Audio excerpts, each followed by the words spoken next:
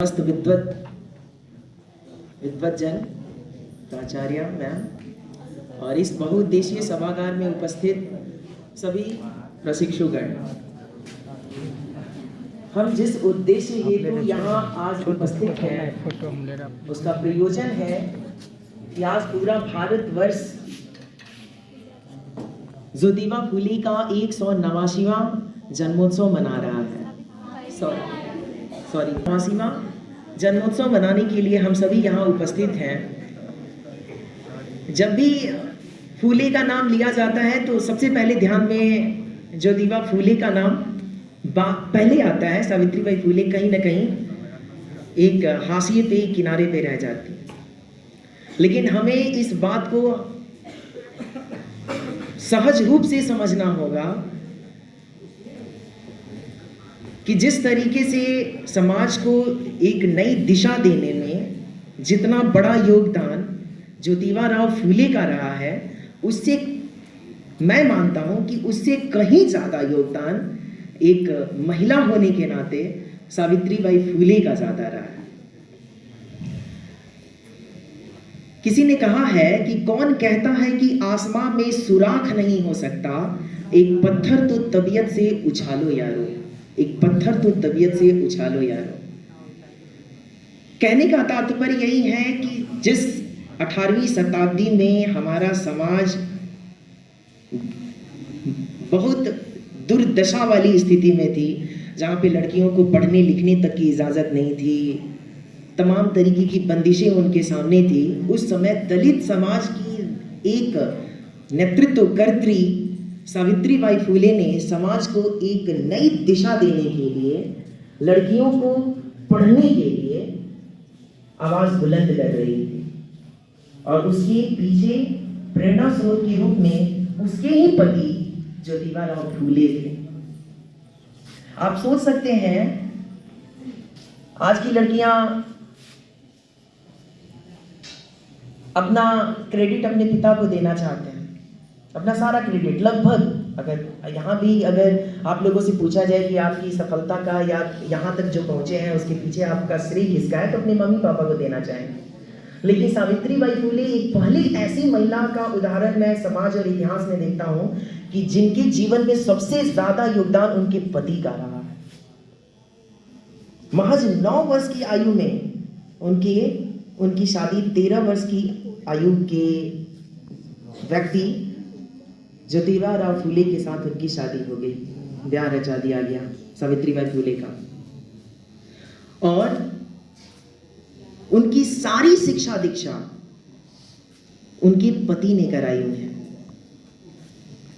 और जब ये शिक्षा लेना शुरू की, पढ़ना लिखना शुरू की, तो इनके ही पिता ने इनकी किताबें तक फाड़ दी, क्योंकि उस समय लड़कियों को पढ़ने की इजाजत नहीं थी, वो भी दलित समाज की लड़कियों को। अब आप सोच सकते हैं कि वो समाज कितना गंदा, कितना भद्दा रहा होगा कि जहां पे लड़कियां पढ़ना चाहें तो उनके पिता उनकी पुस्तकों को फाड़ देता। और उनके पति ने उनका हाथ पकड़ा, उनको जितने सहारे की जरूरत थी वो सारा सहारा उन्हें दिया। न केवल जीवन में वे काबिल बने, अपनी पत्नी को भी एक काबिल बनाया, एक काबिल साहित्यकार, एक काबिल कवयित्री, एक समाज सुधारिका, एक योग्य शिक्षिका भी बनने का इन्हें गौरव प्राप्त हुआ। हम पूरे भारतवर्ष में शिक्षक दिवस डॉक्टर सर्वपल्ली राधाकृष्णन की याद में हम प्रत्येक वर्ष मनाते हैं, लेकिन आज भी हमारे समाज में यह आवाज उठने लगी है कि भारतवर्ष में शिक्षिका दिवस के रूप में शिक्षिका दिवस को भी हम सेलिब्रेट करें, और वो प्रेरणा स्रोत के रूप में सावित्रीबाई फुले हो। उनके जन्मोत्सव यानी कि आज 3 जनवरी को जो हम इस बहुउद्देशीय सभागार में एकत्रित हुए हैं, इनके जन्मोत्सव को मना रहे हैं। ये जन्मोत्सव को हम शिक्षिका दिवस के रूप में सेलिब्रेट करें, इसकी मांग हो रही है और मैं इस मांग का समर्थन करता हूं।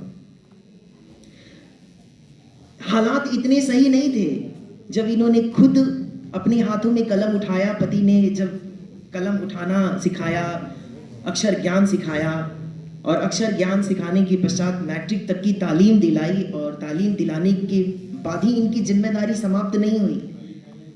इन्होंने अपनी पत्नी को एक शिक्षिका बनने के लिए नॉर्मल स्कूल में इन्होंने प्रशिक्षण तक दिलाया,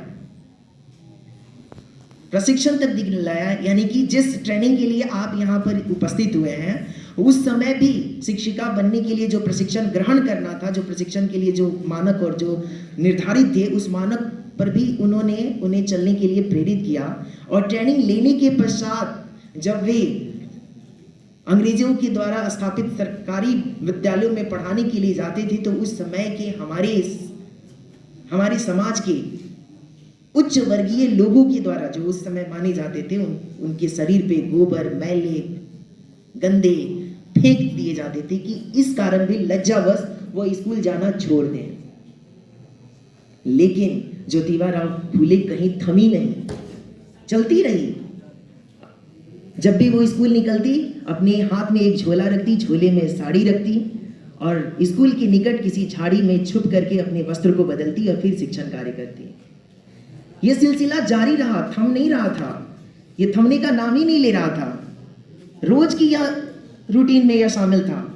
और एक समय ऐसा आया कि ज्योतिबा फूले ने कहा कि जब स्कूल जाना समाज के लोगों को पसंद नहीं है, तो क्यों ना मैं एक स्कूल खोलूं। और उन्होंने एक एक करके अब 18 विद्यालय खोले। अब आप सोच सकते हैं कि उस महिला का इतिहास कितना स्वर्णिम है, कितना संघर्षशील है और हम सबों के लिए कितना ज्यादा प्रेरणा स्रोत है, जिन्होंने अपना सारा जीवन संघर्ष में बिता दिया।